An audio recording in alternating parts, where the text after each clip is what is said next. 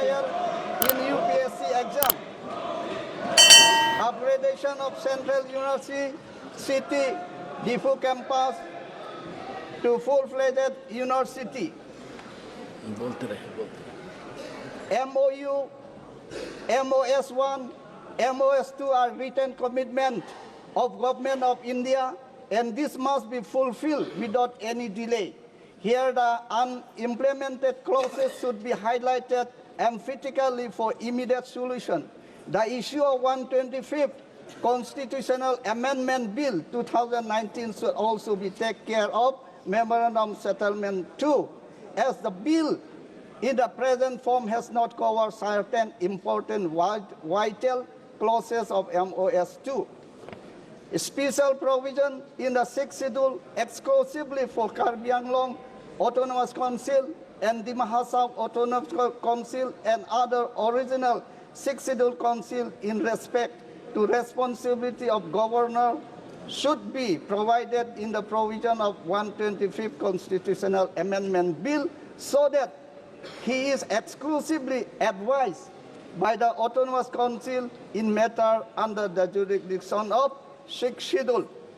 I am sure this long-standing demand of my people will also be delivered by this great government under the Prime Minister Narendra Modi ji, and we will be delighted to hear its announcement sooner than later by our great President, the Honorable Madam Draupadi Murmu herself during her next address to the Parliament.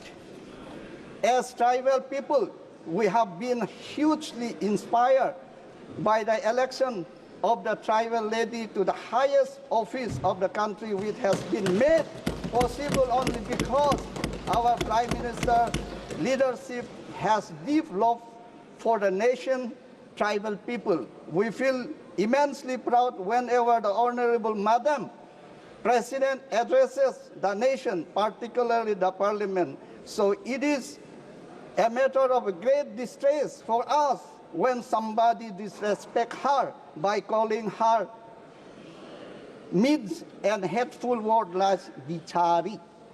So such comments are crime against the tribal people in Parliament.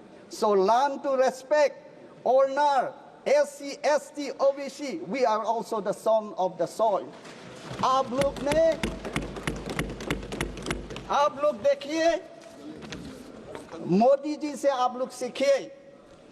Here, upliftment for 5 crore people from tribal community with an allotment of 80,000 crores rupees for this initiative. आप लोग सीखिए. आप लोग ने notice को क्या दिया है? Before 10 years, you have given us. क्या हम लोग को दिया है? आप लोग ने दिया है कि arrest, jail, encounter. आप लोग ने दिया है all Northeast area. All Northeast area you have declared a disturbed area, and you have imposed Armed Force Special Power Act, the power to shoot a person without the authority order. आप लोग. Thank you, sir. Thank you, sir. I raise to support the motion of.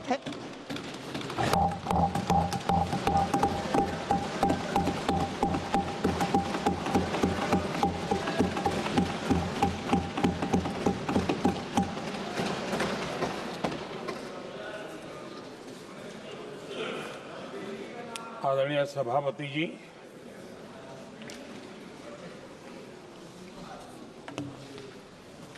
आदरणीय राष्ट्रपति जी के संबोधन पर आभार प्रकट करने के लिए मैं उपस्थित हुआ हूं। कल और आज, कल तो रात देर तक सभी माननीय सांसदों ने अपने विचारों से इस आभार प्रस्ताव को समृद्ध किया। कई माननीय अनुभवी सांसदों ने भी अपने विचार प्रकट किए और स्वाभाविक है कि लोकतंत्र की परंपरा भी है। जहां आवश्यकता था वहां प्रशंसा हुई, जहां परेशानी थी वहां कुछ नकारात्मक बातें भी हुई, लेकिन ये बहुत स्वाभाविक है। अध्यक्ष जी, मेरे लिए बहुत बड़ा सौभाग्य है कि देश की जनता ने मुझे 14वीं बार इस जगह पर बैठ करके राष्ट्रपति जी के उद्बोधन को आभार व्यक्त करने के लिए अवसर दिया है। और इसलिए मैं आज जनता जनार्दन का भी बड़े आदर के साथ आभार व्यक्त करना चाहता हूं। और सदन में चर्चा में जिन जिन लोगों ने हिस्सा लिया, चर्चा को समृद्ध किया, उन सब का भी मैं आभार व्यक्त करता हूं।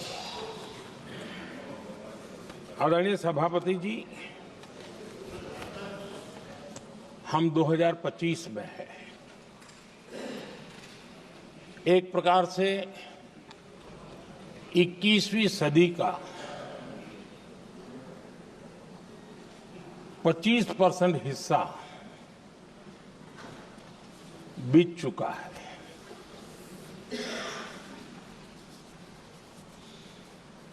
समय तय करेगा 20वीं सदी के आजादी के बाद और 21वीं सदी के प्रथम 25 साल में क्या हुआ, कैसा हुआ।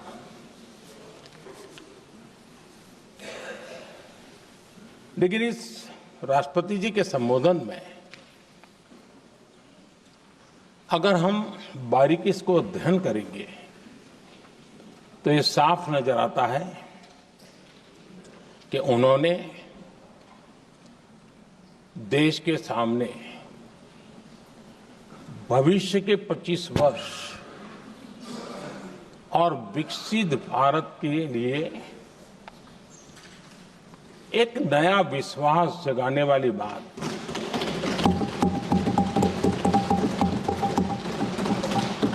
एक प्रकार से आदरणीय राष्ट्रपति जी का ये उद्बोधन विकसित भारत के संकल्प को मजबूती देने वाला है, नया विश्वास पैदा करने वाला है और जन सामान्य को प्रेरित करने वाला है। आदरणीय सभापति जी, सारे अध्ययन बार बार ये कह चुके हैं कि गत 10 वर्ष में देश की जनता ने हमें सेवा करने का मौका दिया। 25 करोड़ देशवासी गरीबी को परास्त करके गरीबी से बाहर निकले।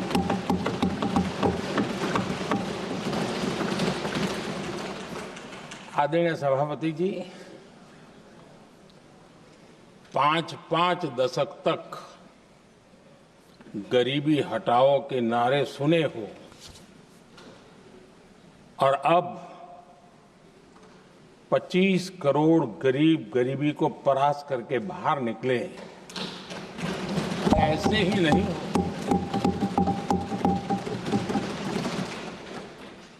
योजनाबद्ध तरीके से, समर्पित भाव से,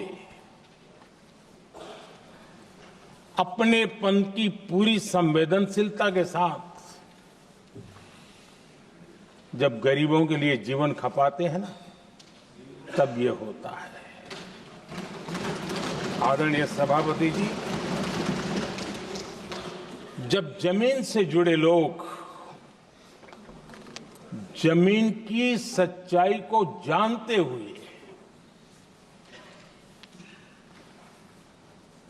जमीन पर जीवन खपाते हैं, तब जमीन पर बदलाव निश्चित होके रहता है।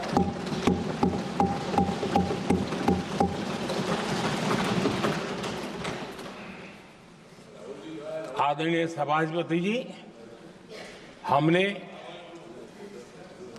गरीब को झूठे नारे नहीं, हमने सच्चा विकास दिया।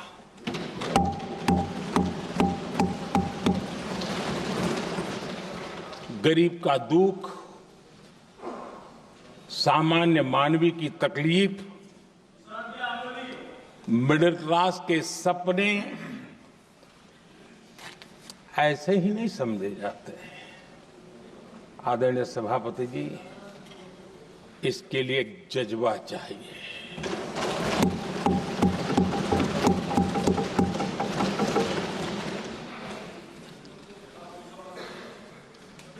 और मुझे दुख के साथ कहना है कि कुछ लोगों में ये है ही नहीं।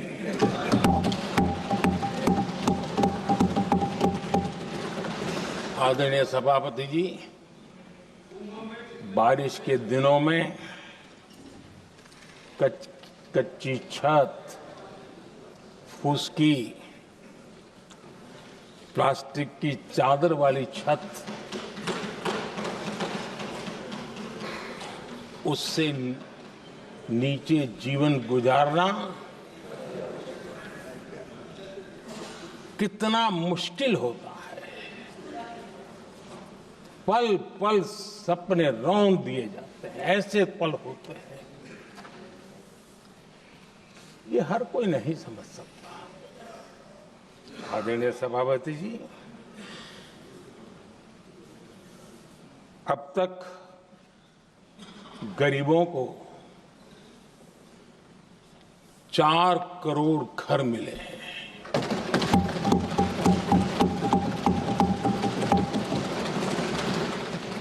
जिसने उस जिंदगी को जिया है ना, उसे समझ होती है कि पक्की छत वाला घर मिलने का मतलब क्या होता है। आदरणीय सभापति जी,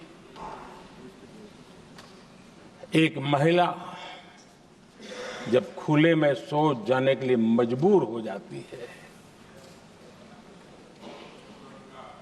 वो या तो सूर्योदय के पहले या सूर्यास्त के बाद, कठिनाइयों के झेलने के बाद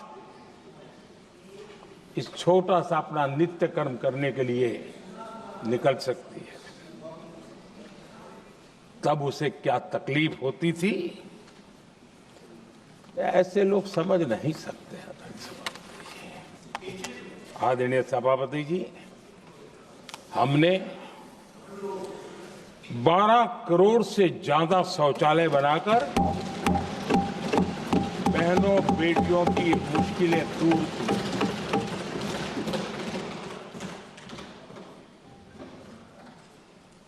आदरणीय सभापति जी,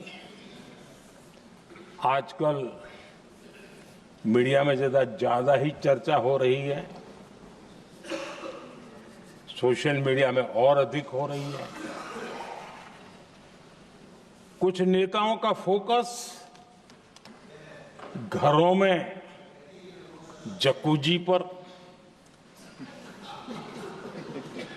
स्टाइलिश शावर्स पर, लेकिन हमारा फोकस तो हर घर जल पहुंचाने पर है।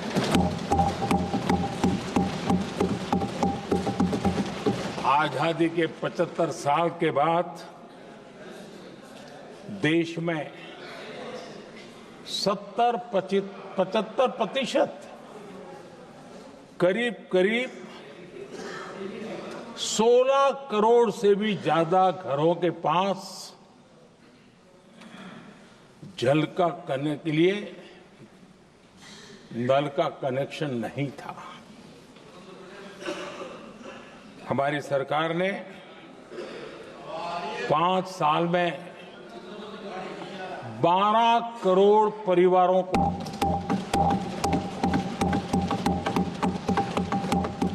घरों में नल से जल देने का काम किया है और काम तेजी से आगे भी बढ़ रहा है।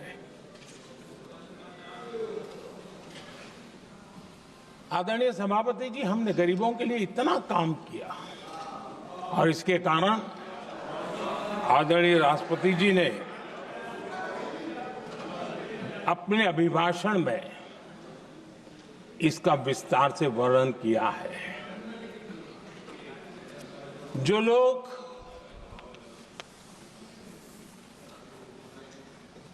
गरीबों की झोपड़ियों में फोटो सेशन कराकर अपना मनोरंजन करते रहते हैं, उन्हें संसद में गरीबों की बात बोरिंग ही लगेगी।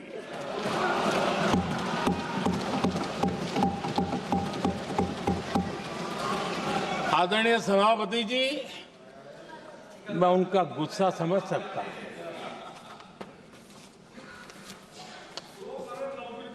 आदरणीय सभापति जी,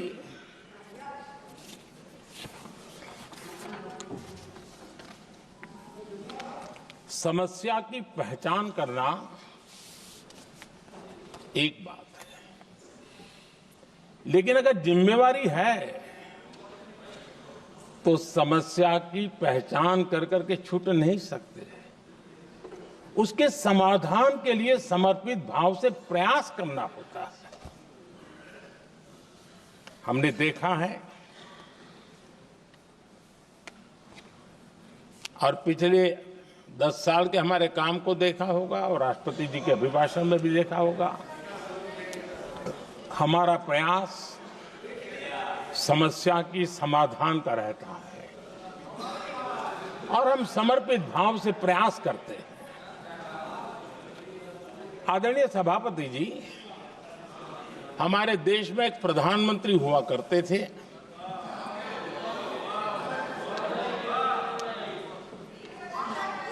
उनको मिस्टर क्लीन करने कहने की एक फैशन हो गई थी। उस प्रधानमंत्री जी को मिस्टर क्लीन कहने की फैशन हो गई थी। उन्होंने एक समस्या को पहचाना था और उन्होंने कहा था कि दिल्ली से 1 रुपया निकलता है तो गांव में 15 पैसा पहुंचता है।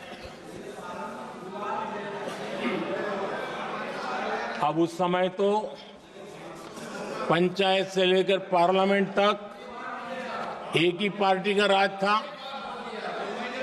पंचायत से पार्लियामेंट तक एक ही पार्टी का राज था और उस समय उन्होंने सार्वजनिक रूप से कहा था कि 1 रुपया निकलता है 15 पैसा पहुंचता है।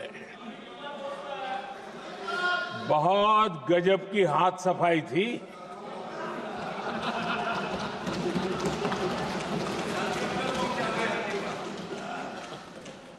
पंद्रह पैसा किसके पास जाता था, ये देश का सामान्य मानवी भी आसानी से समझ सकता है।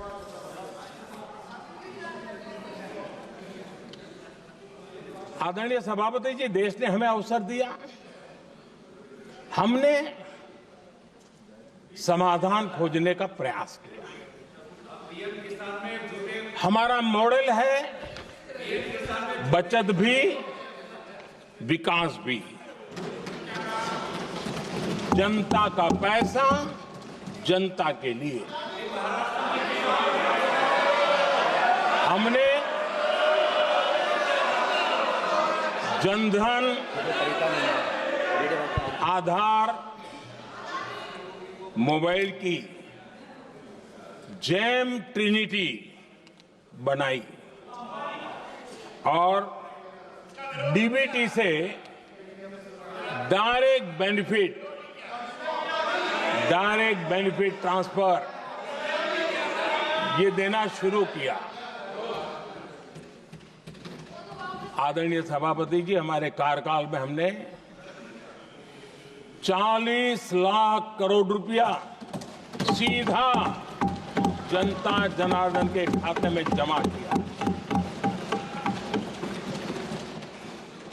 आदरणीय सभापति जी, इस देश का दुर्भाग्य देखिए, सरकारें कैसी चलाई गई, किसके लिए चलाई गई।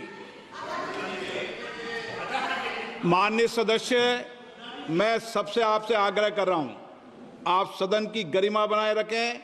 बैठे बैठे कोई माननीय सदस्य टिप्पणी नहीं करे, उचित नहीं है, ये गलत तरीका है आपका। ये सदन की मर्यादा नहीं है आपकी।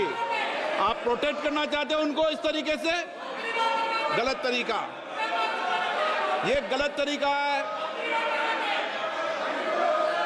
आप बैठे बैठे टिप्पणी करना चाहते हैं।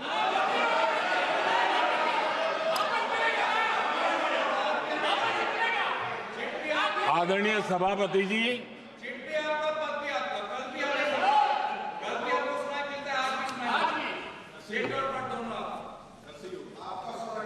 जब ज्यादा बुखार चढ़ जाता है ना, तब लोग कुछ भी बोलते हैं, लेकिन इसके साथ साथ ज्यादा हताशा निराशा फैल जाती है, तब भी बहुत कुछ बोलते हैं। आदरणीय सभापति जी, जिनका जन्म नहीं हुआ था, जो भारत की इस धरती पर अवतरित नहीं हुए थे, ऐसे 10 करोड़ फर्जी लोग सरकारी खजाने से अलग अलग योजनाओं का फायदा ले रहे थे। आदरणीय सभापति जी, सही को अन्याय न हो इसलिए राजनीतिक फायदा नुकसान की परवाह किए बिना हमने इन 10 करोड़ फर्जी नामों को हटाया और असली लाभार्थियों को खोज खोज करके उन तक मदद पहुंचाने का अभियान चलाया।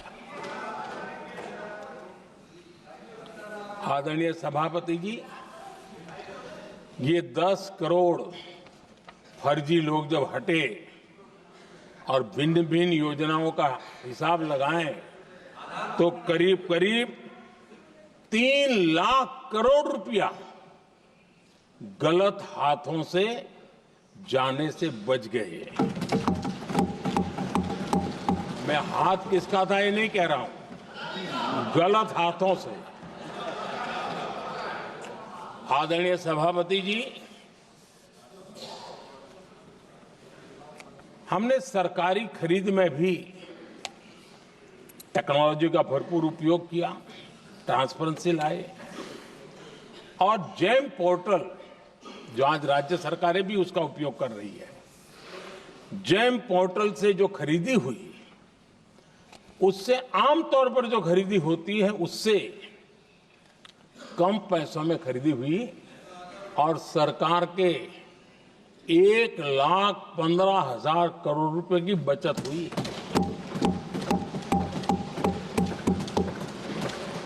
आदरणीय सभापति जी, हमारी स्वच्छता अभियान का बहुत मजाक उड़ाया गया, ऐसा जैसे हमने कोई पाप कर दिया, कोई गलती कर दी, न जाने क्या क्या कहा जाता था।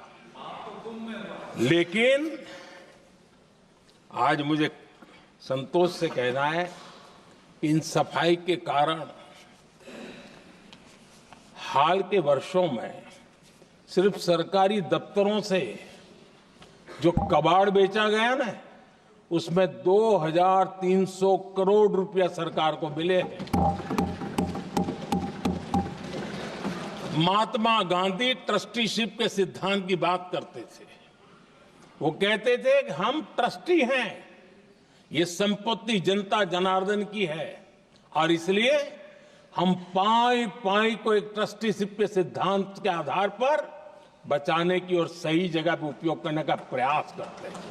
और तब जाकर के स्वच्छता अभियान से कबाड़ बेचकर 2300 करोड़ रुपया देश की सरकार के खजाने में आ रहा है।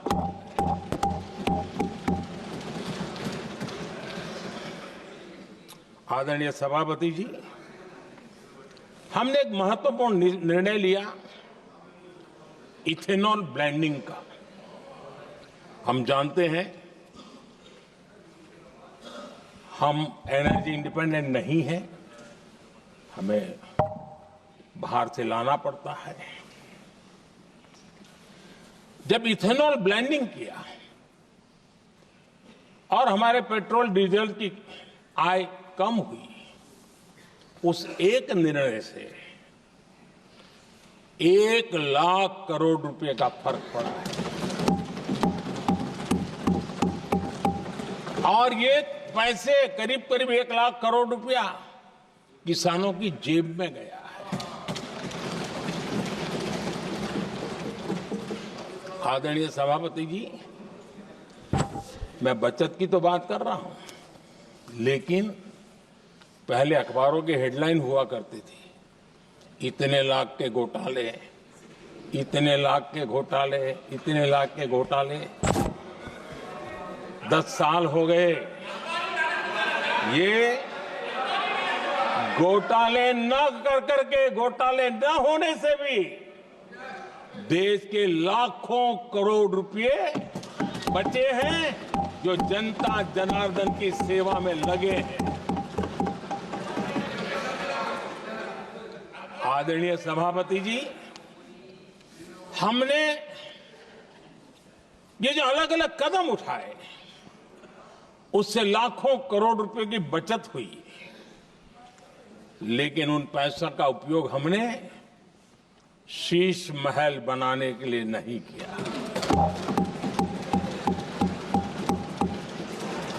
इसका उपयोग हमने देश बनाने के लिए किया है।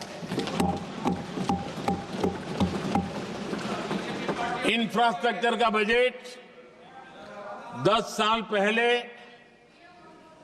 1,80,000 करोड़ था, हमारे आने से पहले। आदरणीय सभापति जी, आज 11 लाख करोड़ रुपया इंफ्रास्ट्रक्चर का बजट है। और इसलिए राष्ट्रपति जी ने भारत की नींव कैसी मजबूत हो रही है, इसका वर्णन इसमें किया है। रोड हो, हाईवे हो, रेलवे हो, ग्राम सड़क हो, इन सभी कामों के लिए विकास की एक मजबूत नींव रखी गई है। आदरणीय सभापति जी, सरकारी खजाने में बचत हुई वो तो एक बात है, और वो करना भी चाहिए, जैसा मैंने ट्रस्टीशिप की बात कही।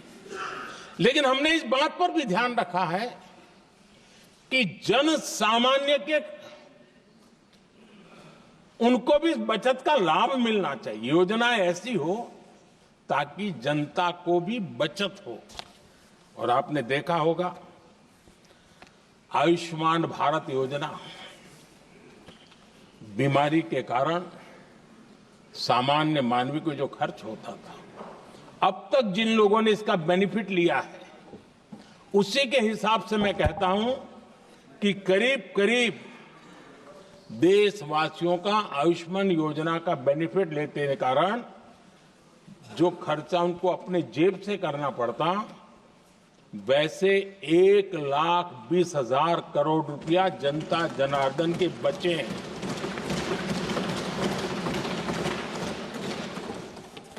ये आवश्यक है कि अब जैसे जन औषधि केंद्र, आज मध्यम वर्ग के परिवार में 60-70 साल उम्र के परिवार के स्वजन हो तो स्वाभाविक है कोई न कोई बीमारी आ ही जाती है। दवाई का खर्चा भी होता है, दवाएं महंगी भी होती है।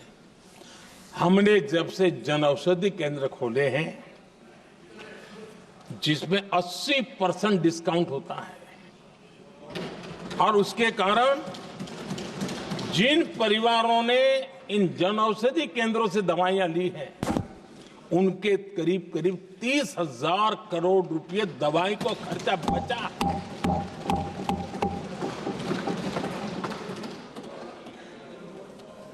आदरणीय अध्यक्ष जी, यूनिसेफ का भी अनुमान है, उनका कहना है कि जिसके घर में स्वच्छता और टॉयलेट बना, उन्होंने इसका बड़ा सर्वे किया था, उस परिवार को करीब करीब साल भर में 70,000 रुपए की बचत हुई है। स्वच्छता अभियान कहो, टॉयलेट बनाने का काम कहो, शुद्ध जल पहुंचाने का काम करो, कितना बड़ा फायदा हमारे सामान्य परिवार को हो रहा है। आदरणीय अध्यक्ष जी, नल से जल, मैंने प्रारंभ में उसका उल्लेख किया। WHO की एक रिपोर्ट आई है। WHO का कहना है कि नल से जल शुद्ध पानी मिलने के कारण उन परिवारों में जो अन्य बीमारियों के खर्चे होते थे, औसत 40,000 रुपया परिवार का बचा है।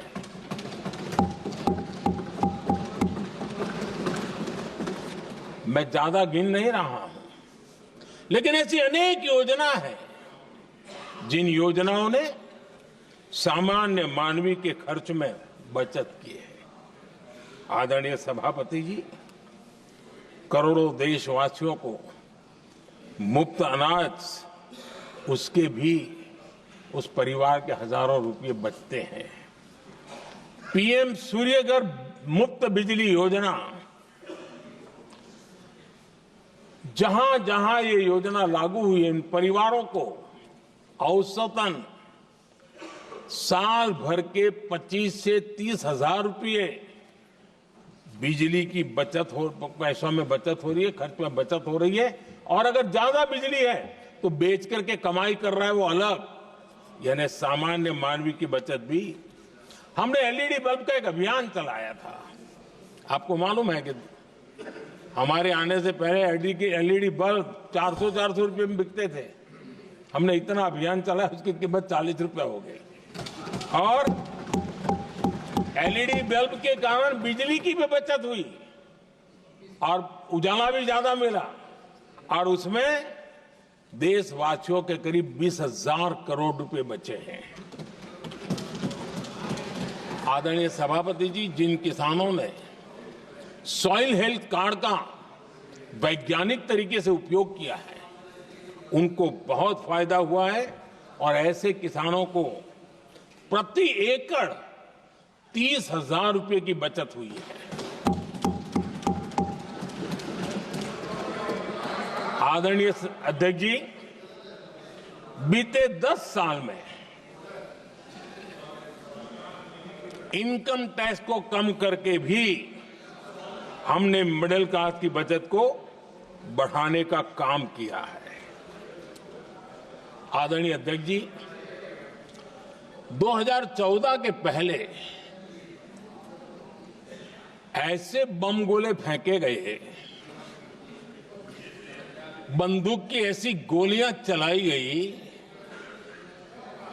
कि देशवासियों का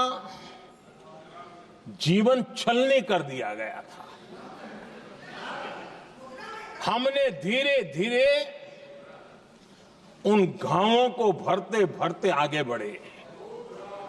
2 लाख करोड़ रुपया, 2 लाख रुपया 2013-14 में 2 लाख रुपये, सिर्फ 2 लाख रुपये, उस पर इनकम टैक्स माफी थी।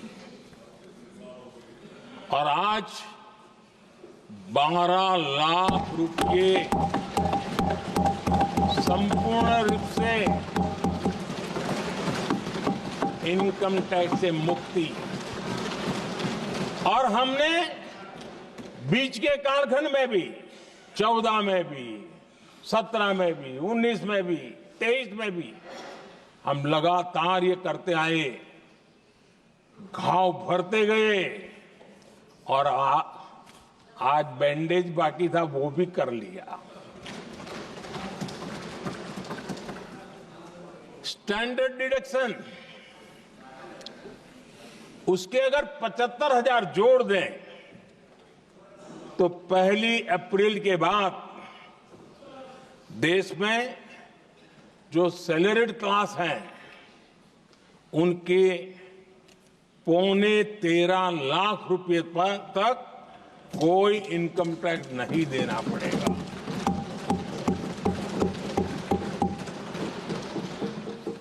आदरणीय सभापति जी,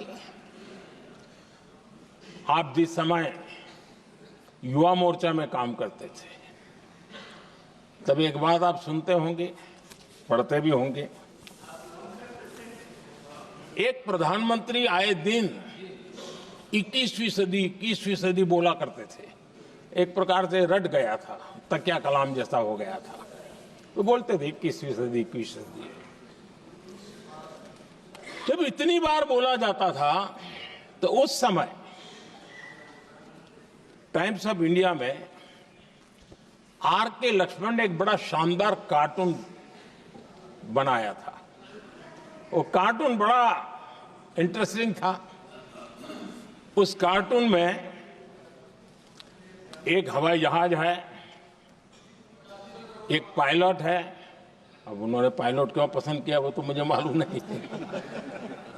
कुछ पैसेंजर बैठे थे और हवाई जहाज एक ठेले पे रखा हुआ था और मजदूर ठेले को धक्का मार रहे थे और 21वीं सदी लिखा हुआ था।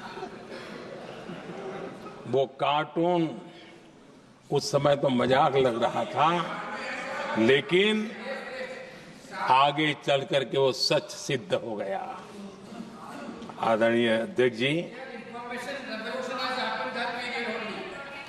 ये कटाक्ष था जमीनी सच्चाई से। तब के प्रधानमंत्री कितने कटे उठे थे और हवाई बातों में लगे हुए थे, इसका वो जीता जागता प्रदर्शन करने वाला कार्टून है।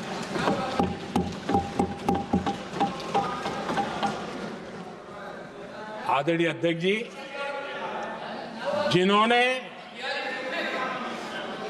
तब 21वीं सदी की बातें की थी, वो 20वीं सदी की जरूरतों को भी पूरा कर नहीं पाए थे।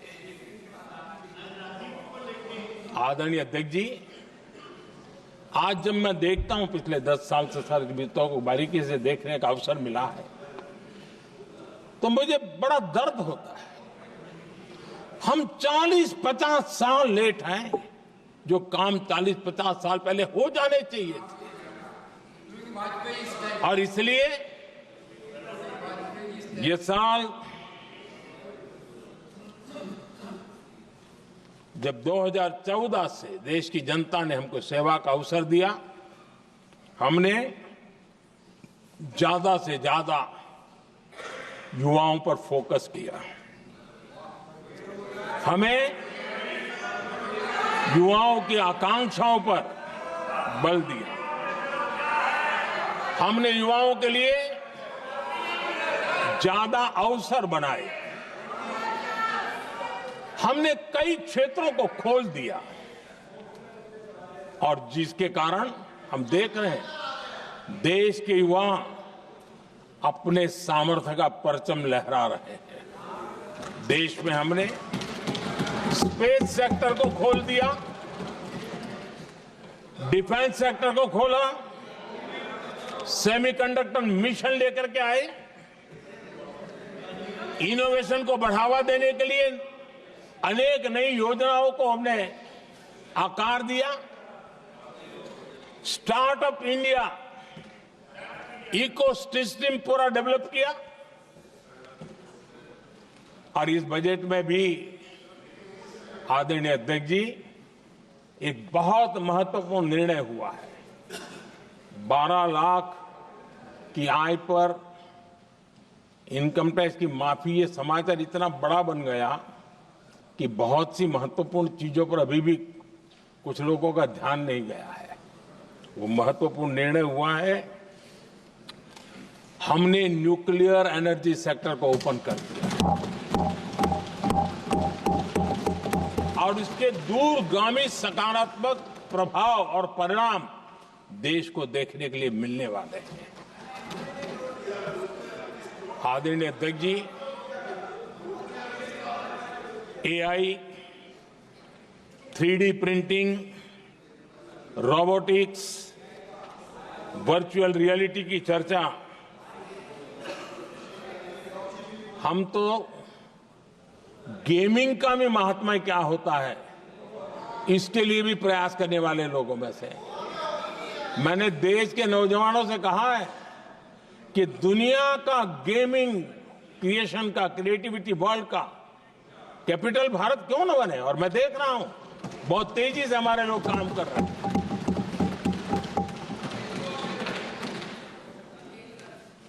कुछ लोगों को अब जब एआई की बात होती है, कुछ लोगों को अब ये शब्द फैशन में है तो बोला जाता है, लेकिन मेरे लिए सिंगल एआई नहीं है, डबल एआई। भारत की डबल ताकत है। एक एआई आर्टिफिशियल इंटेलिजेंस, दूसरा एआई एस्पिरेशनल इंडिया।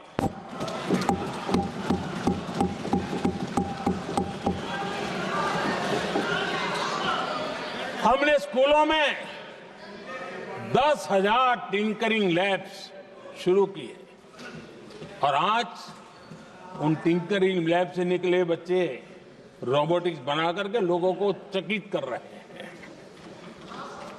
और इस बजट में 50,000 नए टिंकरिंग लैब्स उसका प्रावधान किया गया। भारत वो देश है जिसके इंडिया एआई मिशन को लेकर के पूरी दुनिया बहुत आशावादी है और विश्व के एआई प्लेटफॉर्म में भारत की मौजूदगी एक महत्वपूर्ण स्थान प्राप्त कर चुकी है। आदरणीय अध्यक्ष जी, इस साल बजट में हमने डीप टेक के डोमेन को में इन्वेस्टमेंट की बात की है और डीप टेक मैं समझता हूं हमारे लिए तेज गति से आगे बढ़ने के लिए और 21वीं सदी पूरी तरह टेक्नोलॉजी ड्रिवन सेंचुरी है। ऐसे में हमारे लिए आवश्यक है कि भारत डीप टेक के क्षेत्र में बहुत तेजी से आगे बढ़े। आदरणीय अध्यक्ष जी, हम लगातार युवा भविष्य को ध्यान में रखते हुए काम कर रहे हैं, लेकिन कुछ दल हैं जो लगातार युवाओं के साथ धोखा कर रहे हैं, उन्हें धोखा दे रहे हैं। ये दल चुनाव के दरमियान ये भत्ता देंगे, वो भत्ता देंगे, वादा तो करते हैं लेकिन पूरा नहीं करते हैं। ये दल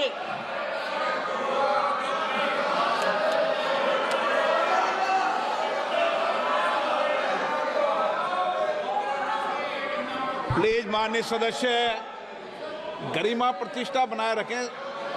भारत की संसद में आप प्लीज बैठे बैठे टिप्पणी नहीं करें और नए माननीय सदस्य बैठे बैठे टिप्पणी कर रहे हैं। आदरणीय अध्यक्ष जी, ये दल युवाओं के भविष्य पर आपदा बनकर गिरे हुए हैं।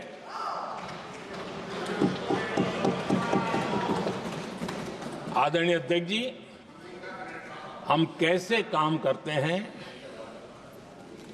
ये हरियाणा में अभी अभी देश ने देखा है, बिना खर्ची बिना पर्ची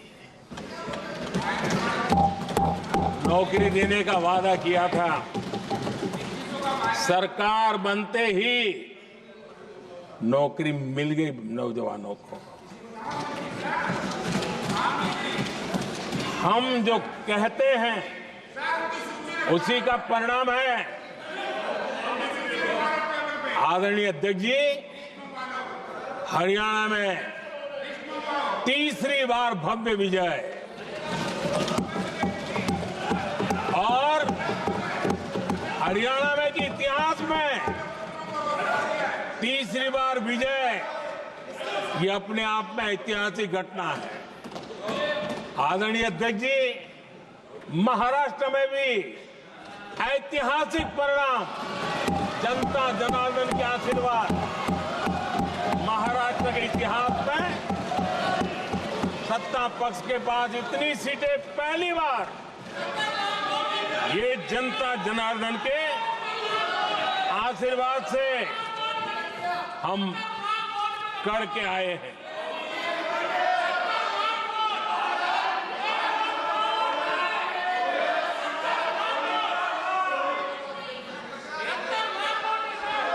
कुछ समझते हैं आदरणीय चीजों को? अध्यक्ष जी, कल जवाब दिया था ना आपको। चलिए। आदरणीय राष्ट्रपति जी ने अपने अभिभाषण में हमारे संविधान के 75 वर्ष होने पर भी विस्तार से चर्चा की है। आदरणीय अध्यक्ष जी, संविधान में जो धाराएं हैं उसके साथ साथ संविधान का एक स्पिरिट भी है और संविधान को मजबूती देने के लिए संविधान की भावना को जीना पड़ता है। और मैं आज उदाहरणों के साथ बताना चाहता हूं। हम वो लोग हैं जो संविधान को जीते हैं।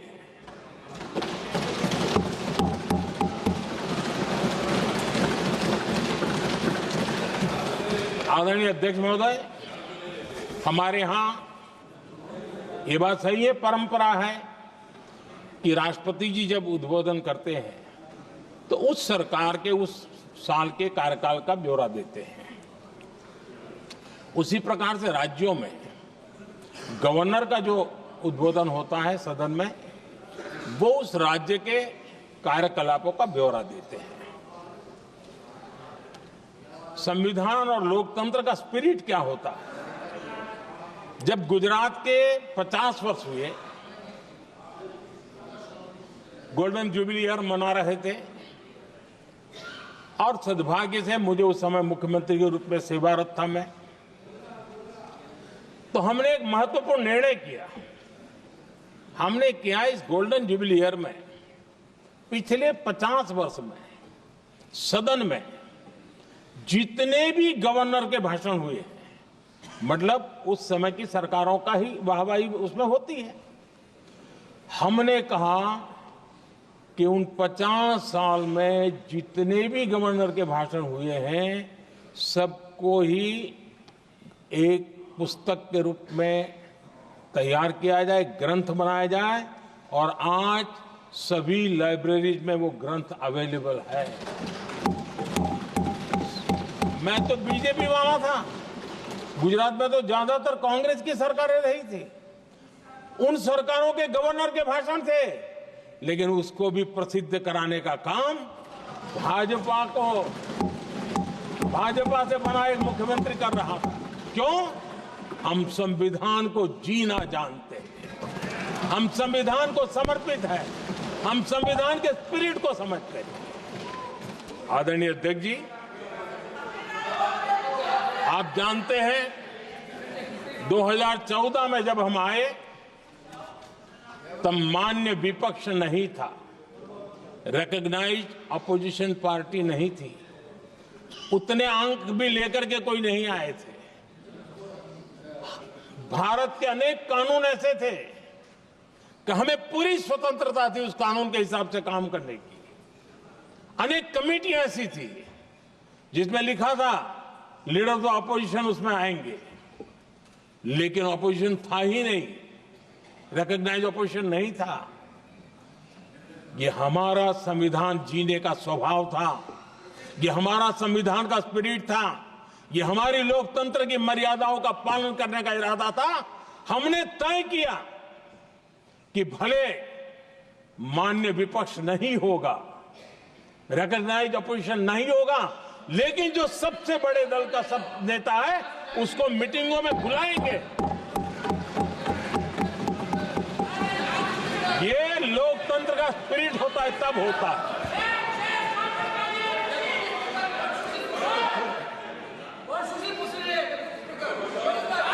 चुनाव आयोग की कमेटियां, आदरणीय अध्यक्ष जी, पहले तो प्रधानमंत्री फाइल करके निकालते थे।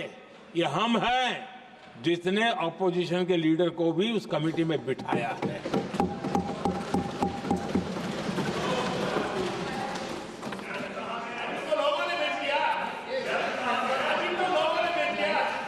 और हमने इसके लिए कानून भी बनाया और आज विधिवत रूप से इलेक्शन कमीशन बनेगा तो अपोजिशन लीडर भी उसके निर्णय की प्रक्रिया में हिस्सा होंगे। ये काम हम करते हैं और ये मैंने पहले ही कहा, हम इसलिए करते हैं कि हम संविधान को जीते हैं। आदरणीय अध्यक्ष जी, दिल्ली में आपको कई स्थान ऐसे मिलेंगे जहां कुछ परिवारों ने अपने म्यूजियम बना करके रखे हुए हैं।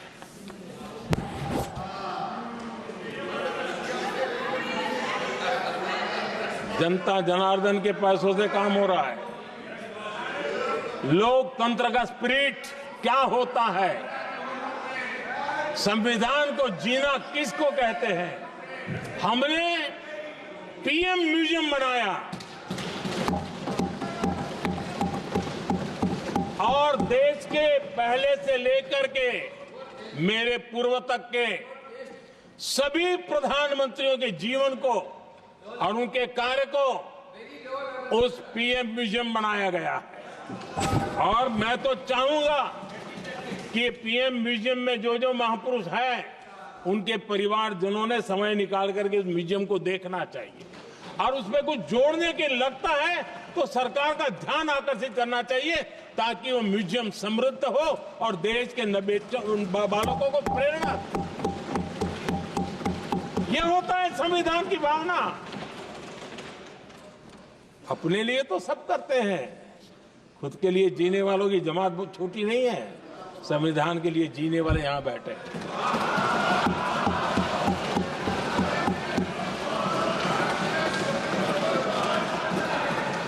आदरणीय अध्यक्ष जी, जब सत्ता सेवा बन जाए तो राष्ट्र निर्माण होता है। जब सत्ता को विरासत बना दिया जाए तब लोकतंत्र खत्म हो जाता है।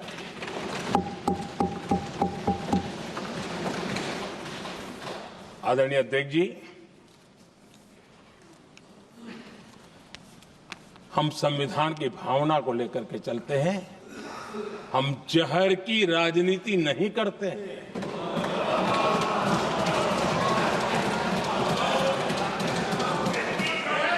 हम देश की एकता को सर्वोपरि रखते हैं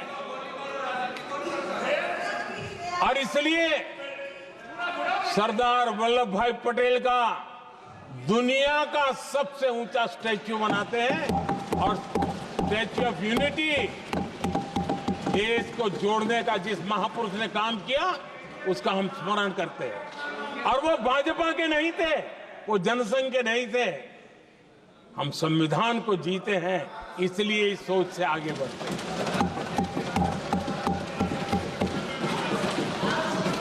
आदरणीय अध्यक्ष जी, ये देश का दुर्भाग्य है कि आजकल कुछ लोग अर्बन नक्सल की भाषा खुलेआम बोल रहे हैं।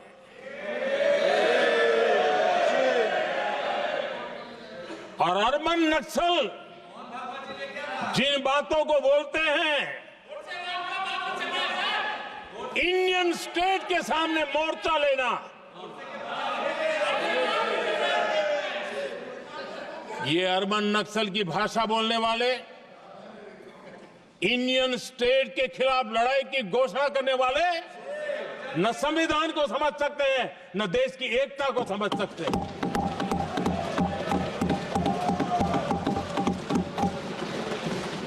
आदरणीय अध्यक्ष जी, 7 दशक तक जम्मू एंड कश्मीर और लद्दाख उसे संविधान के अधिकारों से वंचित रखा गया।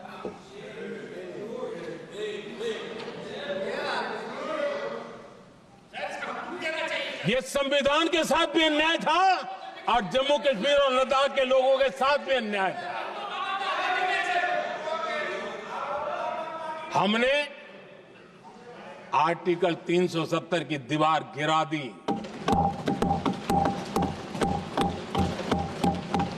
अब जम्मू कश्मीर और लद्दाख के उन राज्यों को, देशवासियों को जो अधिकार हैं, वो अधिकार उनको मिल रहे हैं। और संविधान का महात्म्य हम जानते हैं, संविधान की भावना को जीते हैं, इसलिए ऐसे मजबूत निर्णय भी हम करते हैं। आदरणीय अध्यक्ष जी, हमारा संविधान हमें भेदभाव करने का अधिकार नहीं देता है। जो लोग संविधान को जेब में लेकर के जीते हैं, उनको पता नहीं है कि आपने मुस्लिम महिलाओं को कैसी मुसीबतों में जीने के लिए मजबूर कर दिया था। हमने ट्रिपल तलाक का खात्मा कर करके संविधान की भावना के अनुरूप मुस्लिम बेटियों को हक देने का काम किया है, समानता का अधिकार दिया है।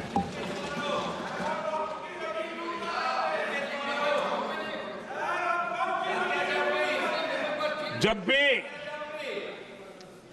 देश में एनडीए की सरकार रही है, हमने एक लंबे विजन के साथ काम किया है।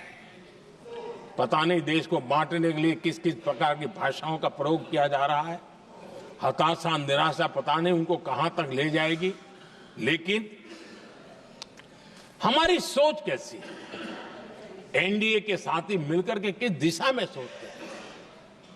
हमारे लिए जो पीछे है, जो आखिरी है, और महात्मा गांधी जी ने जो कहा था, उसकी तरफ हमारा ध्यान ज्यादा है।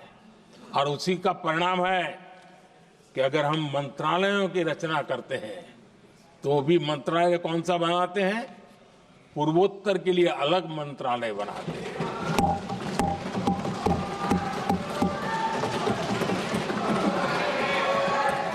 हम देश में इतने साल हो गए, अटल जी आए तब तक किसी को समझ नहीं आया था। भाषण तो देते रहते हैं, आदिवासियों के लिए अलग मंत्रालय एनडीए ने बनाया। आदरणीय अध्यक्ष जी, हमारे दक्षिण के राज्य समुद्री तट से जुड़े हैं, हमारे पूर्व के कई राज्य समुद्री तट से जुड़े हैं। वहां के समाज में फिशरीज का काम और फिशरमैन की संख्या बहुत बड़ी तादाद में है, उनका भी ख्याल रखना चाहिए। और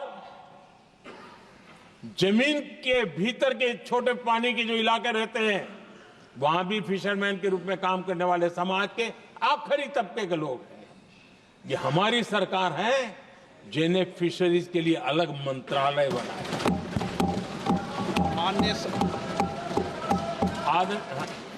माननीय सदस्यों, अगर सभा की सहमति हो तो सभा की कार्रवाई इस विषय की समाप्ति तक बढ़ा दी जाए। माननीय प्रधानमंत्री जी। आदरणीय अध्यक्ष जी, समाज के दबे कुचले वंचित लोग, इनके अंदर एक सामर्थ्य होता है।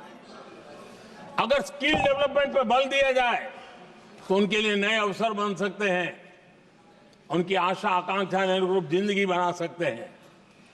और इसलिए हमने अलग स्किल मंत्रालय बनाया। आदरणीय अध्यक्ष जी, देश में लोकतंत्र का पहला धर्म होता है कि हम सत्ता को सामान्य से सामान्य नागरिक तक उसका अवसर मिले। और इस बात को ध्यान में रखते हुए भारत के कोऑपरेटिव सेक्टर को और समृद्ध बनाने के लिए और तंदुरुस्त बनाने के लिए देश के करोड़ों लोगों को जोड़ने का उसमें अवसर है। अनेक क्षेत्रों में कोऑपरेटिव मूवमेंट को बढ़ाया जा सकता है और उसको ध्यान में रखते हुए हमने अलग कोऑपरेटिव मंत्रालय बनाया। विजन क्या होता है ये यहां पता चलता है। आदरणीय अध्यक्ष जी, जाति की बातें करना कुछ लोगों के लिए फैशन बन गई है। पिछले 30 साल से सदन में आने वाले ओबीसी समाज के सांसद दलों के भेदभाव से ऊपर उठ करके एक होकर के 30-35 साल से मांग कर रहे थे कि ओबीसी कमीशन को संवैधानिक दर्जा दिया जाए। जिन लोगों को आज जातिवाद में मलाई दिखती है, उनको उस समय ओबीसी समाज की याद नहीं आई। ये हम हैं जिन्होंने ओबीसी समाज को संवैधानिक दर्जा दिया। पिछड़ा वर्ग आयोग आज संवैधानिक व्यवस्था में जो है। आदरणीय अध्यक्ष जी, हर सेक्टर में एससी, एसटी, ओबीसी को ज्यादा से ज्यादा अवसर मिले, उस दिशा में हमने बहुत मजबूती के साथ काम किया है। मैं आज इस सदन के माध्यम से देशवासियों को उनके सामने एक अहम सवाल रखना चाहता हूं। और अध्यक्ष महोदय, जरूर देशवासी मेरे इस सवाल पर चिंतन भी करेंगे और चौराहे पर चर्चा भी करेंगे। कोई मुझे बताएं, क्या एक ही समय में संसद में एससी वर्ग के एक ही परिवार के 3 सांसद कभी हुए हैं क्या? एससी वर्ग के एक ही परिवार के 3 सांसद कभी भी हुए क्या?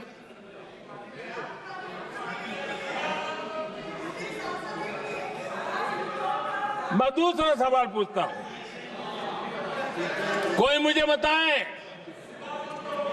कि एक ही कालखंड में, एक ही समय में संसद में एसटी वर्ग के एक ही परिवार के 3 एमपी हुए हैं क्या?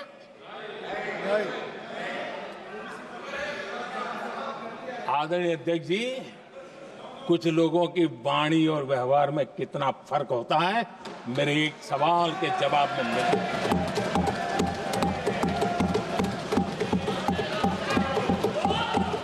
जमीन आसमान का अंतर होता है, रात दिन का अंतर होता है।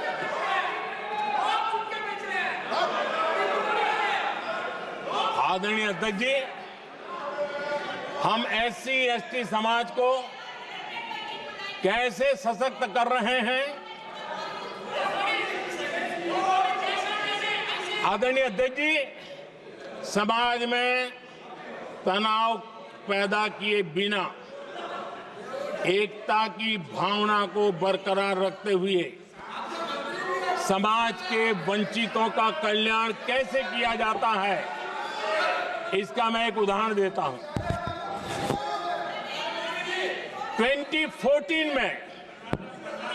2014 में 2014 से पहले हमारे देश में मेडिकल कॉलेजों की संख्या 387 थी। 2014 के पहले मेडिकल कॉलेज की संख्या 387 थी। आज 780 मेडिकल कॉलेज हैं।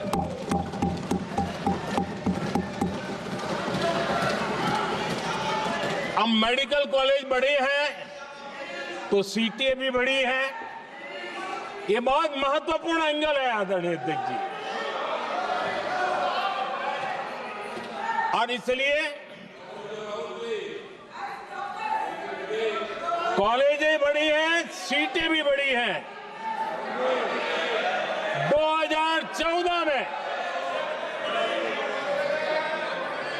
2014 में हमारे देश में एससी छात्रों की 2014 से पहले हमारे देश में एससी छात्रों की एमबीबीएस की सीट 7,700 थी। हमारे आने से पहले दलित समाज के हमारे 7,700 युवा डॉक्टर बनने की संभावना थी। 10 साल हमने काम किया, आज संख्या बढ़कर एससी समाज के 17,000 एमबीबीएस डॉक्टर की व्यवस्था की है। कहां 7,700 और कहां 17,000? अगर दलित समाज का कोई कल्याण का और समाज में तनाव लाए बिना एक दूसरे के सम्मान को बढ़ाते हुए, आदरणीय अध्यक्ष जी, 2014 के पहले एसटी छात्रों के लिए एमबीबीएस की सीटें 3,800 थी। आज ये संख्या बढ़कर लगभग 9,000 हो गई है।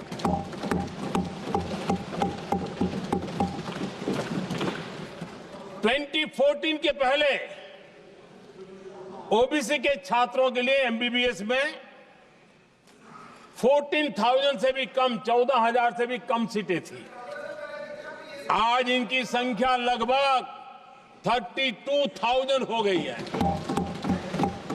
ओबीसी समाज के 32,000 एमबीबीएस डॉक्टर बनेंगे। आदरणीय अध्यक्ष महोदय, पिछले 10 साल में हर सप्ताह एक नई यूनिवर्सिटी बनी है।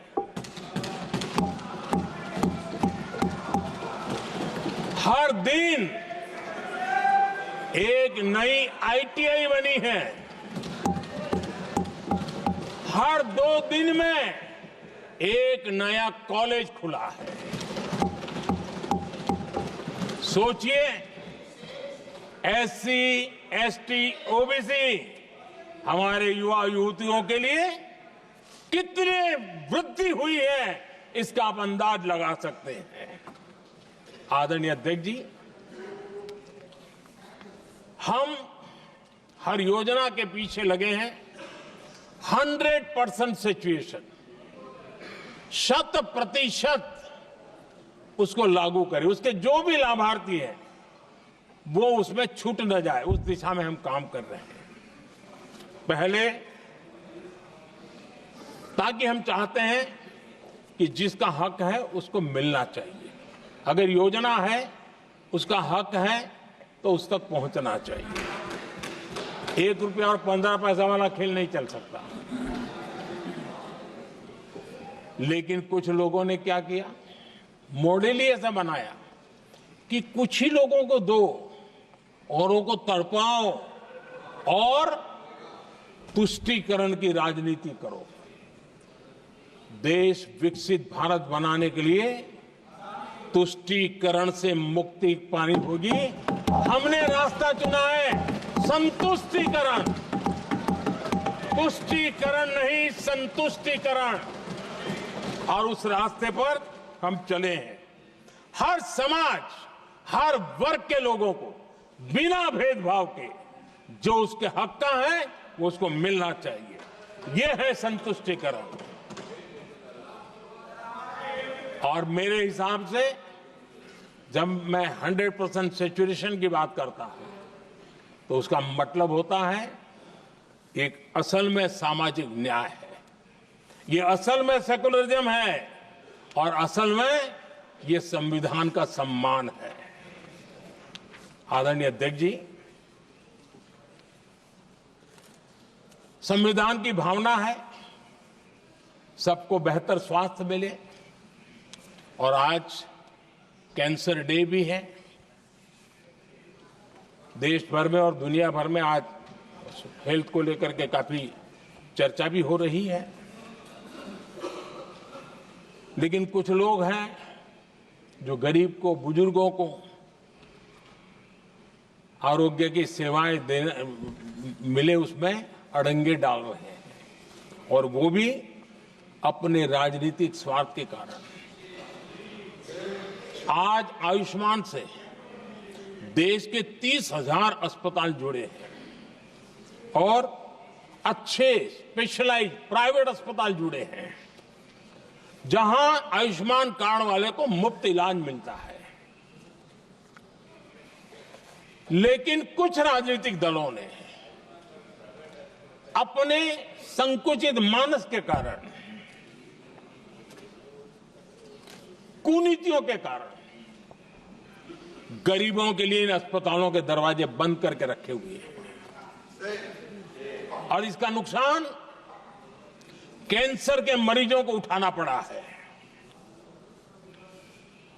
पिछले दिनों पब्लिक हेल्थ जर्नल लैंसेट की स्टडी आई है। उसका कहना है कि आयुष्मान योजना से समय पर कैंसर का इलाज शुरू हो रहा है। सरकार कैंसर की जांच कराने के संबंध में बहुत ही गंभीर है, क्योंकि जितना जल्दी जांच हो, जितना जल्दी ट्रीटमेंट शुरू हो, हम कैंसर पेशेंट को बचा सकते हैं। और लैंसेट ने आयुष्मान योजना को क्रेडिट देते हुए कहा है कि भारत में इस दिशा में बहुत बड़ा काम हुआ है। आदरणीय अध्यक्ष जी, इस बजट में भी हमने कैंसर की दवाइयों को सस्ते करने की दिशा में बहुत बड़ा महत्वपूर्ण कदम उठाया। इतना ही नहीं, एक महत्वपूर्ण जो निर्णय लिया है वो आने वाले दिनों में, और जब आज कैंसर डे है तो मैं जरूर कहना चाहूंगा सभी माननीय सांसद इसका लाभ ले सकते हैं अपने इलाके के ऐसे मरीजों के लिए। और वो है मरीजों को, आप जानते हैं अस्पताल उतने नहीं होने के कारण भी काफी दिक्कत रहती है बाहर से आने वाले पेशेंट को। 200 डे केयर सेंटर बनाने का निर्णय इस बजट में किया गया। ये डे केयर सेंटर पेशेंट को भी, उसके परिवार को भी बहुत बड़ी राहत देने वाला काम करेगा। आदरणीय अध्यक्ष महोदय जी, राष्ट्रपति जी के भाषण की चर्चा के समय यहां विदेश नीति की भी चर्चा हुई, और कुछ लोगों को लगता है जब तक फॉरेन पॉलिसी नहीं बोलते तब तक वो मैच्योर नहीं लगते, इसलिए उनको लगता है फॉरेन पॉलिसी तो बोलना चाहिए फिर भले ही देश का नुकसान हो जाए। मैं ऐसे लोगों को जरा कहना चाहता हूं, अगर उन्हें सच में फॉरेन पॉलिसी सब्जेक्ट में रुचि है और फॉरेन पॉलिसी को समझना है, और आगे जाकर के कुछ करना भी है, ये मैं शशि जी के लिए नहीं कह रहा हूं तो मैं ऐसे लोगों को कहूंगा, एक किताब जरूर पढ़े। हो सकता है उनको बहुत फिर कहां क्या बोलना उतनी समझ हो जाएगी। वो किताब का नाम है JFK's forgotten crisis. JF Kennedy की बात है। JFK's फॉरगॉटन क्राइसिस नाम की किताब है। ये किताब एक प्रसिद्ध फॉरेन पॉलिसी स्कॉलर ने लिखी है और इसमें महत्वपूर्ण घटनाओं का जिक्र है। इस किताब में भारत के पहले प्रधानमंत्री, और वो विदेश नीति को भी नेतृत्व करते थे, इस किताब में पंडित नेहरू और अमेरिका के तब के राष्ट्रपति जॉन एफ कैनेडी के बीच हुई चर्चाओं और निर्णयों का भी विस्तार से वर्णन है। जब देश ढेर सारी चुनौतियों का सामना कर रहा था, तब विदेश नीति के नाम पर क्या खेल हो रहा था, उस किताब के माध्यम से सामने आ रहा है। और इसलिए मैं कहूंगा कि जरा ये किताब पढ़िए। आदरणीय अध्यक्ष जी, गोरा है, गोरा है, गोरा है, अब मत बोलो।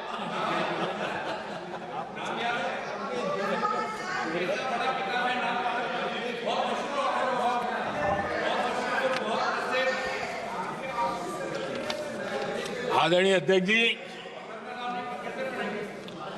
राष्ट्रपति जी के अभिभाषण के बाद एक महिला राष्ट्रपति जी एक गरीब परिवार की बेटी, उनका सम्मान न कर सके, आपकी मर्जी, लेकिन क्या क्या कहकर उनको अपमानित किया जा रहा है।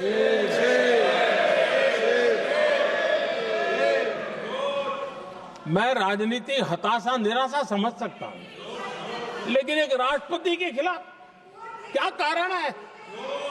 क्या कारण है?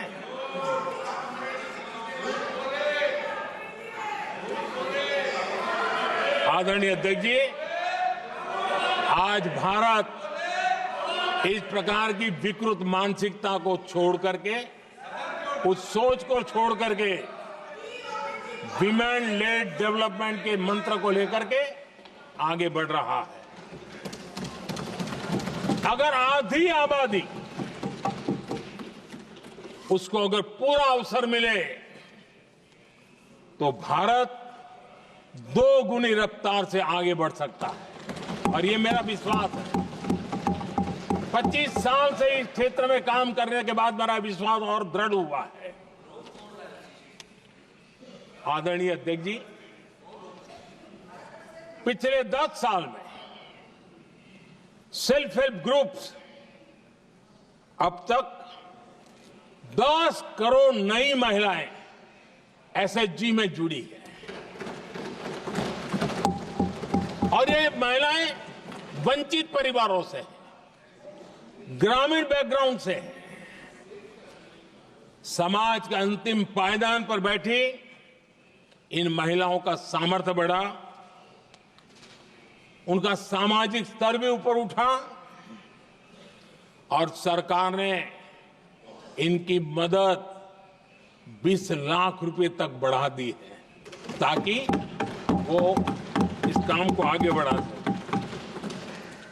उनकी कार्यक्षमता बढ़े, उसका स्केल बढ़े, उस दिशा में हम प्रयास कर रहे हैं, और उसका आज ग्रामीण अर्थव्यवस्था पर बहुत ही सकारात्मक प्रभाव हो रहा है।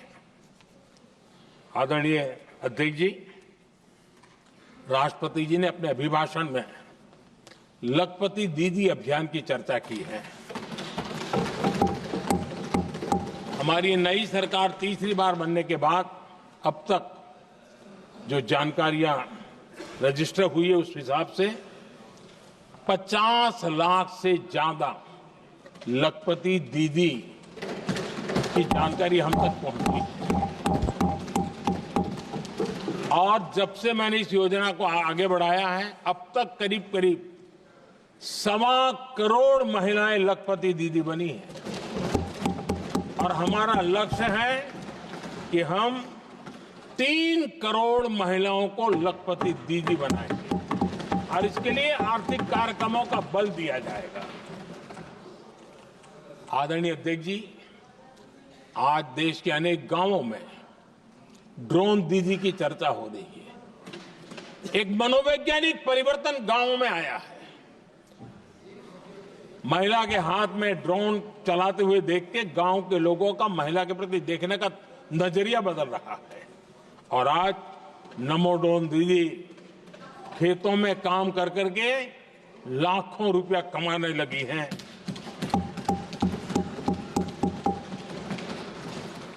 मुद्रा योजना भी नारी शक्ति के लिए उसके सशक्तिकरण की बहुत बड़ी भूमिका अदा कर रहा है।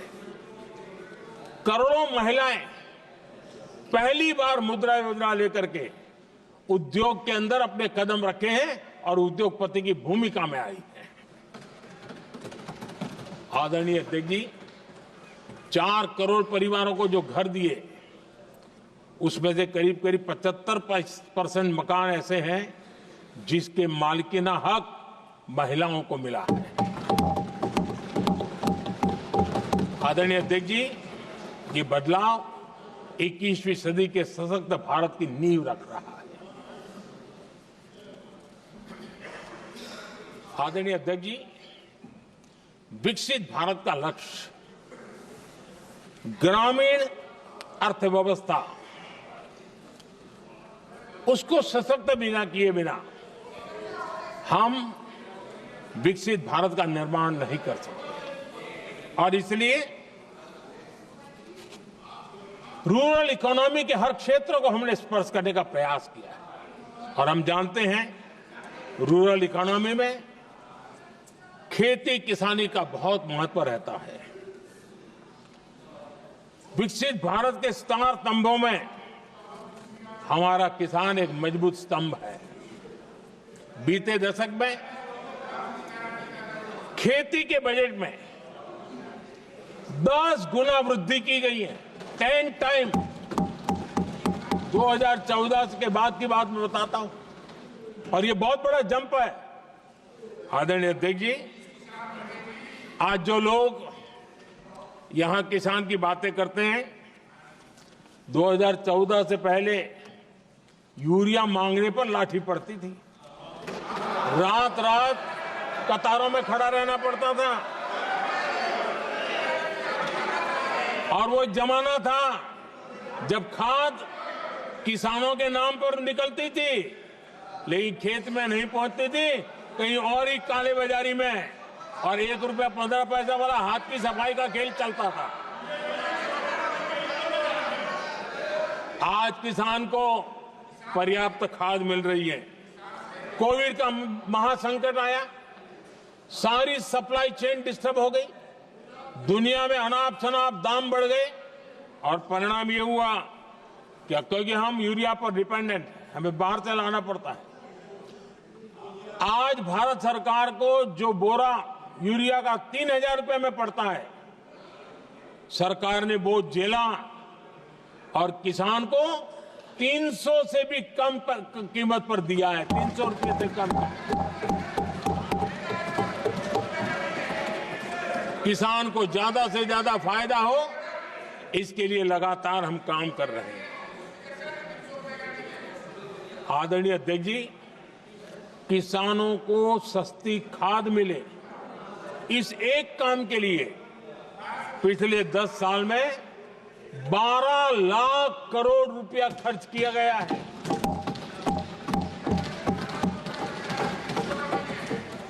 पीएम किसान सम्मान निधि उससे करीब 3.5 लाख करोड़ रुपए डायरेक्ट किसान के खाते में पहुंचे हैं। हमने रिकॉर्ड एमएसपी भी बढ़ाया और पहले की तुलना में बीते दशक में 3 गुना अधिक हमने खरीदी की है।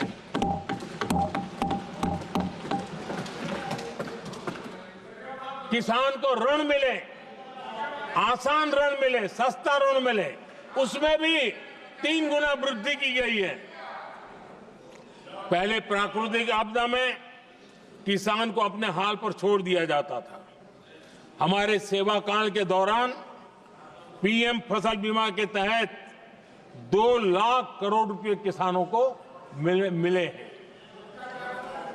आदरणीय अध्यक्ष महोदय, सिंचाई के लिए बीते दशक में अभूतपूर्व कदम उठा गए और जो लोग संविधान की बातें करते हैं उनको ज्यादा ज्ञान नहीं है, ये भी दुर्भाग्य है।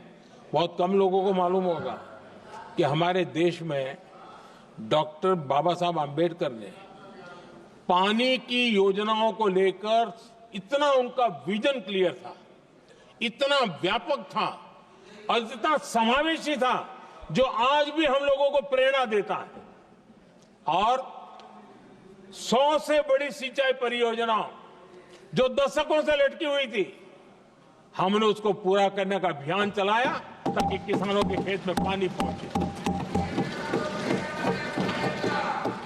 बाबा साहब का विजन था नदियों को जोड़ने का। नदियों जोड़ने की वकालत बाबा साहब आम्बेडकर ने की थी, लेकिन सालों तक, दशकों दशक बीत गए, कुछ नहीं हुआ।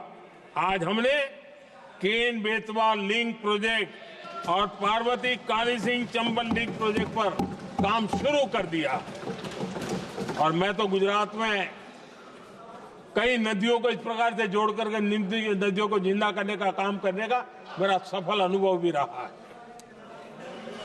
आदरणीय अध्यक्ष महोदय, हर देशवासी का इस सपना होना चाहिए, हम सबका सपना होना चाहिए कि दुनिया के हर डाइनिंग टेबल पर made in India food packet क्यों न हो।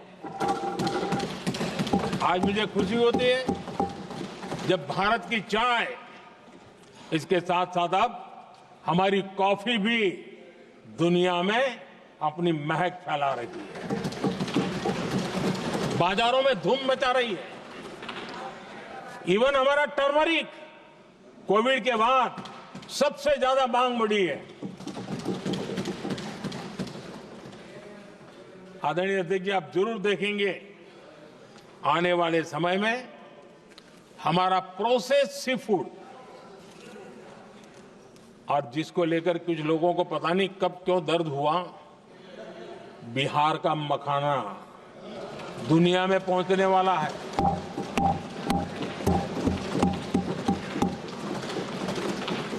हमारा मोटा अनाज यानी श्री अन्न, ये भी दुनिया के बाजारों में भारत की शान बढ़ाएगा। आदरणीय अध्यक्ष महोदय, विकसित भारत के लिए फ्यूचर रेडी शहर वो भी बहुत जरूरी है।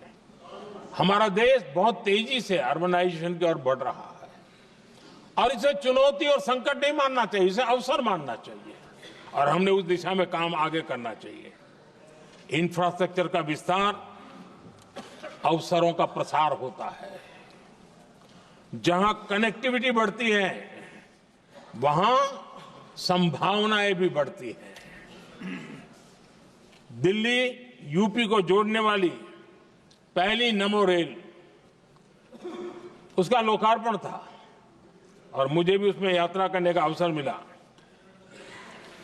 ऐसी कनेक्टिविटी, ऐसा इंफ्रास्ट्रक्चर भारत के सभी प्रमुख शहरों को पहुंचे, ये हमारी आने वाले दिनों की जरूरत है और हमारी दिशा है।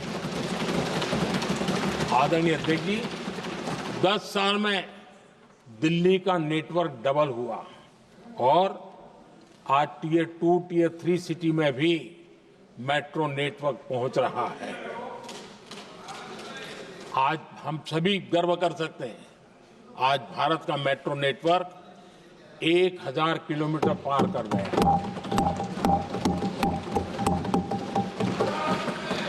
और इतना ही नहीं, वर्तमान में 1000 किलोमीटर और उस पर भी काम चल रहा है। यानी हम कितना तेजी से आगे बढ़ रहे हैं। आदरणीय अध्यक्ष जी, प्रदूषण को कम करने की दिशा में भी कई इनिशिएटिव भारत सरकार ने लिए हैं। 12,000 इलेक्ट्रिक बस हमने देश में दौड़ाना शुरू किया है और दिल्ली को भी बड़ी सेवा करी है, हमने दिल्ली को भी दिया है। आदरणीय अध्यक्ष जी, हमारे देश में एक नया अर्थव्यवस्था हमेशा समय समय पर इसका विस्तार होता रहता है। आज बड़े शहरों में गिग इकोनॉमी एक महत्वपूर्ण एरिया डेवलप हो रहा है। लाखों युवा इसमें जुड़ रहे हैं।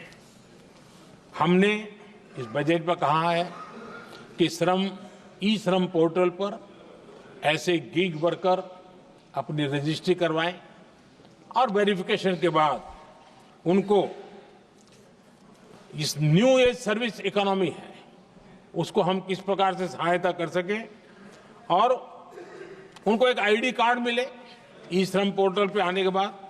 और हमने कहा है कि इन गिग वर्कर्स को आयुष्मान योजना का भी लाभ दिया जाएगा ताकि गिग वर्कर को एक सही दिशा में जाने की सुविधा मिलेगी।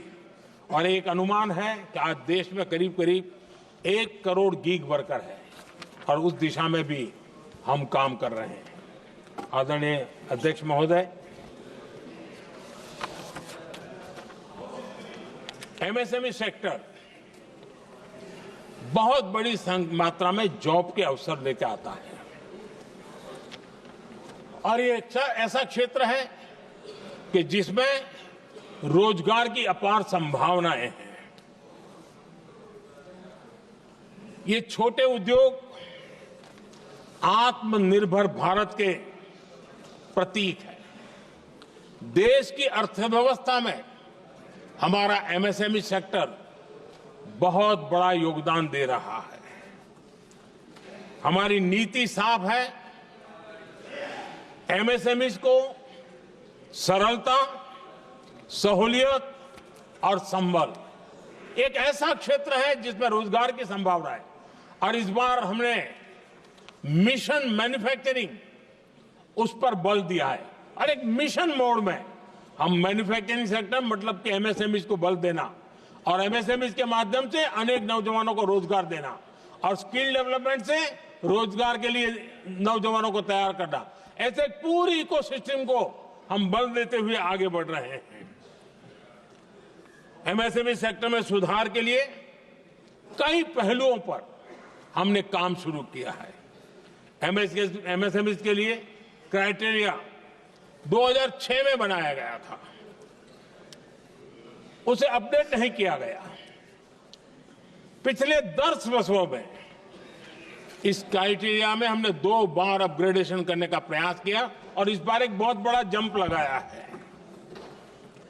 पहली बार 2020 में, दूसरी बार इस बजट में हमने एमएसएमई को आगे बढ़ाने का प्रयास किया है। हर तरफ उनको आर्थिक सहायता दी जा रही है। एमएसएमई के सामने चुनौती फॉर्मल फाइनेंशियल रिसोर्सेज की कमी की रही है। कोविड के संकट के काल में एमएसएमई को एक विशेष बल दिया गया। हमने खिलौना उद्योग उसको एक विशेष बल दिया। हमने कपड़ा उद्योग को विशेष बल दिया। उनको कैश फ्लो की कमी नहीं होने दी और बिना किसी गारंटी को लोन दिया। हजारों उद्योगों में लाखों नौकरियों की संभावनाएं बनी और नौकरियां सुरक्षित भी हुई। छोटे उद्योग, उनके लिए customise credit card, credit guarantee coverage, उस दिशा में हमने कदम उठाए जिसके कारण वो अपने ईज ऑफ डूइंग बिजनेस को भी बढ़ावा मिले और वो गैर जरूरी नियमों को कम करने का कारण उनका एडमिनिस्ट्रेटिव बोझ जो रहता था, एक आध व्यक्ति को उनको काम पर पैसा देना पड़ता था, वो भी बंद कर दिया गया। एमएसएमई को बढ़ावा देने के लिए जो हमने नई नीतियां बनाई है, आपको खुशी होगी, एक समय था 2014 के पहले खिलौने जैसी चीजें हम इंपोर्ट करते थे। आज मैं गर्व से कह सकता हूं कि मेरे देश के खिलौने बनाने वाले छोटे उद्योग आज दुनिया के अंदर खिलौने एक्सपोर्ट हो रहे हैं।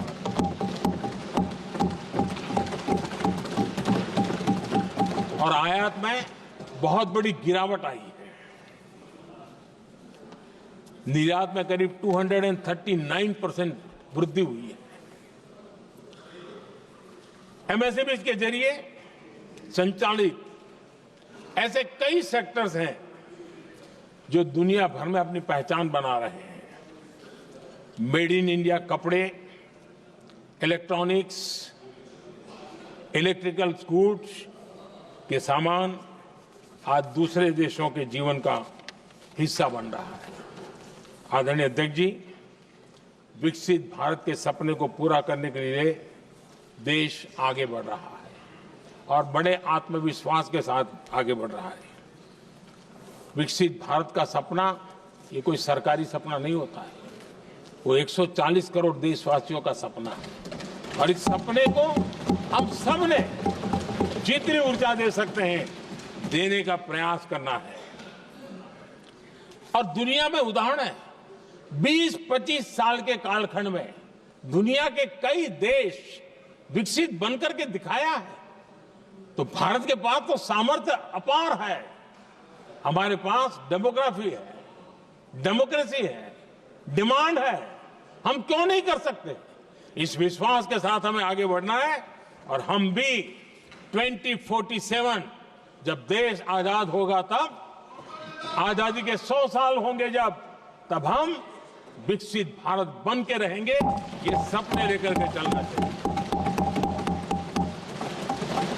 और आदरणीय अध्यक्ष जी, मैं विश्वास से कहता हूं हमें और बड़े लक्ष्य पार करने, और हम करके रहेंगे। और माननीय अध्यक्ष जी, ये तो अभी हमारी तीसरी ही टर्म है।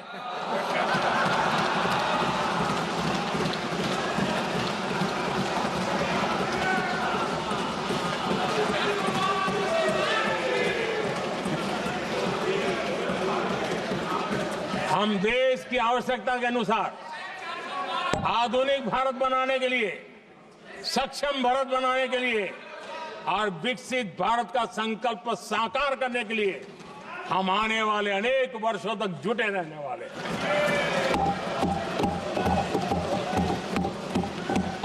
आदरणीय अध्यक्ष जी, मैं सभी दलों से आग्रह करता हूं, सभी नेताओं से आग्रह करता हूं, देशवासियों से आग्रह करता हूं, अपनी अपनी राजनीतिक विचारधाराएं होंगी, अपने अपने राजनीतिक कार्यक्रम होंगे, लेकिन देश से बड़ा कुछ नहीं हो सकता है। हम सबके लिए देश सर्वोपरि है और हम मिलकर के विकसित भारत के सपने को अपना, 140 करोड़ देशवासियों का सपना भी अपना सपना, जहां बैठा हुआ हर सांसद विकसित भारत के सपने के लिए पूरा करने के लिए काम कर रहा था। आदरणीय अध्यक्ष जी, मैं राष्ट्रपति जी के अभिभाषण पर अपना धन्यवाद व्यक्त करते हुए आपका भी आभार व्यक्त करता हूं, सदन का भी आभार व्यक्त करता हूं। धन्यवाद। धन्यवाद। प्रस्ताव पर श्री अमरा राम जी, प्रोफेसर सौगत राय जी, श्री NK प्रेमचंद्र जी, सुधाकर सिंह जी, श्री लालजी वर्मा, विशाल दादा, प्रकाश बाबू पाटिल एवं टी सुमिति ने अनेक संशोधन प्रस्तुत किए गए हैं। अब मैं सभी संशोधनों को एक साथ सभा में मतदान के लिए रखता हूं। प्रश्न है कि माननीय सदस्यों द्वारा प्रस्तुत सभी संशोधनों को स्वीकृत किया जाए। जो सदस्य पक्ष में हाँ कहें, जो विरोध में ना कहें, मेरे विचार में निर्णय ना वालों के पक्ष में संशोधन अस्वीकृत हुआ। अब मैं राष्ट्रपति के अभिभाषण पर धन्यवाद प्रस्ताव को सभा में मतदान के लिए रखता हूं। प्रश्न है कि महामहिम राष्ट्रपति जी की सेवा में निम्नलिखित शब्दों में एक समावेदन प्रस्तुत किया जाए कि सत्र में समवेत लोकसभा के सदस्य राष्ट्रपति जी के उस अभिभाषण को जो उन्होंने 31 अगस्त 2025 को एक साथ समवेत संसद की दोनों सभाओं के समक्ष देने की कृपा की है, उनके लिए हम अत्यंत आभारी हैं। जो सदस्य इसके पक्ष में हाँ कहें, जो विरोध में ना कहें, मेरे विचार में निर्णय हाँ वालों के पक्ष में प्रस्ताव स्वीकृत हुआ। सभा की कार्रवाई गुरुवार दिनांक 6 फरवरी 2025 को 11 बजे तक के लिए स्थगित की जाती है।